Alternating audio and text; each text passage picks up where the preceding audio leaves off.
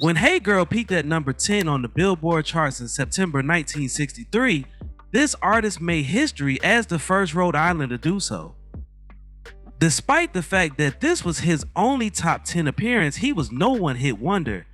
In the 1960s, he charted 8 singles with a couple more on the R&B charts. He excelled in all parts of 60s soul music, seamlessly transitioning from doo-wop to uptown soul, grittier mid-60s soul, and more modern stuff. He undoubtedly observed what the Temptations and Sly and the Family Stone were doing at the end of the decade. The centerpiece of today's video is all about Freddie Scott. Before we start, let's be sure to leave a like on the video, subscribe to the channel, and push the notification bell to be sure you won't miss on any more uploads. Now without further ado, let's cue that intro.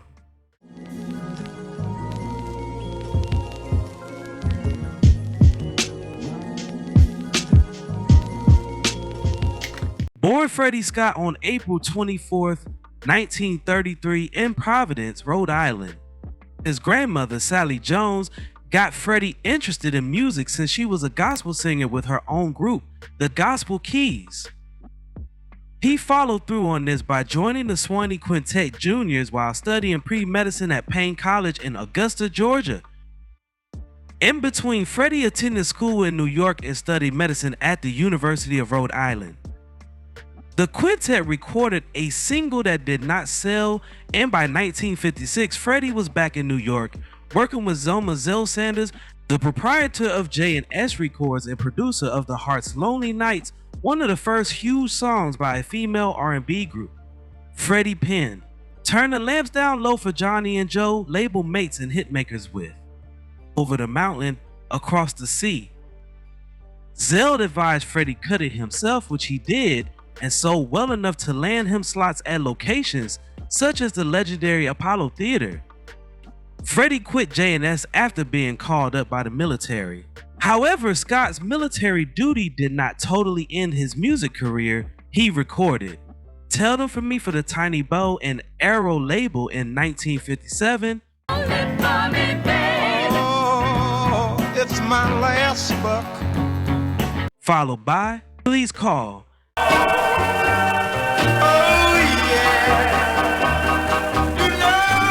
And "A Faded Memory" a year later. After completing his military service, Scott signed with the short-lived Enrica label for 1959's "Come On Honey."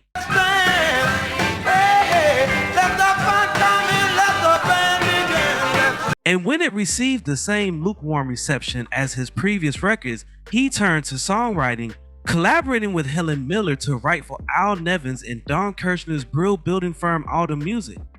Scott performed on several of his Alden tracks and temporarily worked as a producer, overseeing sessions for Aretha Franklin's sister, Irma. In 1961, he also restarted his recording career, releasing "Baby, You're a Long Time Dead" on the Joy label. Gonna book you solid, give you everything I own. Long as we're together, I can live on. In 1962, colleagues Alden composers Jerry Goffin and Carole King sought him for help with "Hey Girl," a new song they wanted to offer the soul singer Chuck Jackson.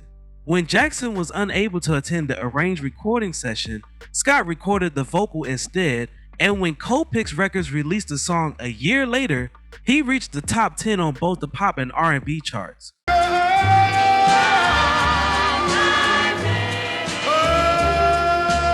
A slow-burning rendition of Ray Charles' R&B classic "I Got a Woman" followed, affirming Scott as a deep soul singer of uncommon depth.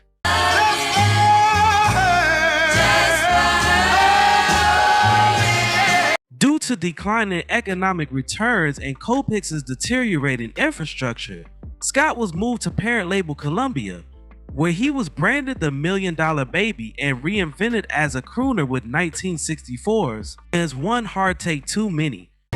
That was one heartache too many.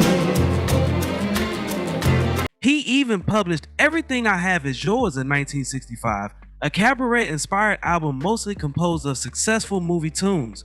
The makeover failed and Scott reverted to a more conventional soul dynamic with the superb Lonely Man.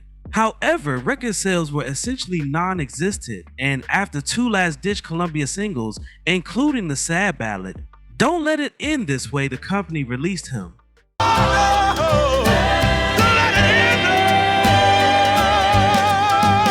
Scott returned in 1966 to Shout Records, the budding soul label created by producer and composer Burt Burns. Co-wrote Are You Lonely For Me, a smoldering, bluesy hit that apparently needed over 100 vocal takes to complete. It's the end. I will never again. Scott's Herculean effort was rewarded with a single that topped the R&B charts for 4 weeks and reached number 39 on the mainstream charts.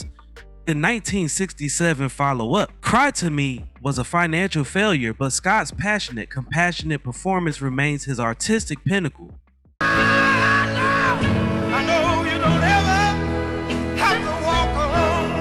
He returned to the R&B top 10 with the groovy Am I Grooving You? Gonna be alright.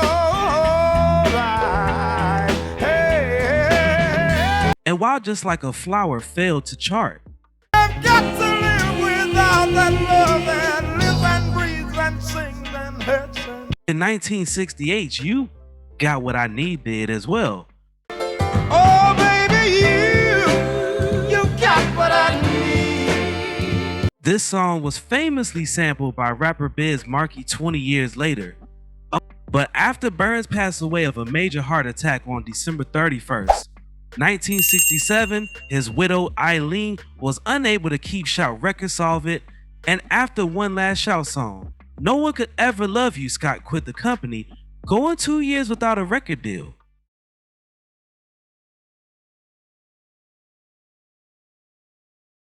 He eventually landed with the short-lived Elephant V, which released Sugar on Sunday in 1970. For the things that he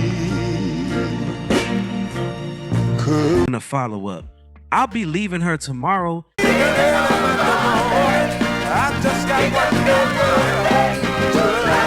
He packed his bags again and moved to ABC's Probe imprint for I Shall Be Released, earning his final R&B Top 40 entry with the title track, a strong interpretation of the Bob Dylan classic.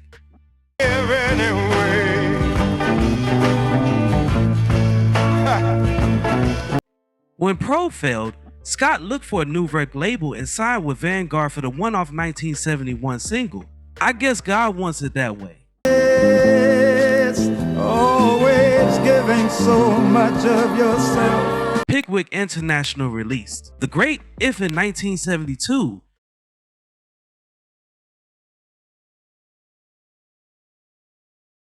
And Scott returned to mainstream 2 years later with the ballad You Are So Hard to Forget, his final song. You're so hard to forget. He now made his money mostly by producing commercial jingles with old composition collaborator Miller, although he also dabbled in acting, appearing in films such as Stiletto and No Way Out. Scott also had a hectic live schedule far into the 1980s before going into virtual hibernation for the next decade. He returned to music after agreeing to record a version of Van Morrison's Brown Eyed Girl for an Evangeline Records tribute album.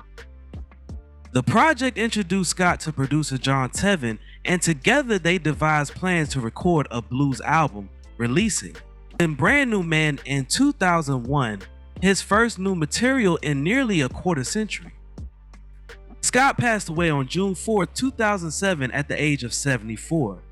Now, before we go, I have a question for you all. What is your favorite song by Freddie Scott?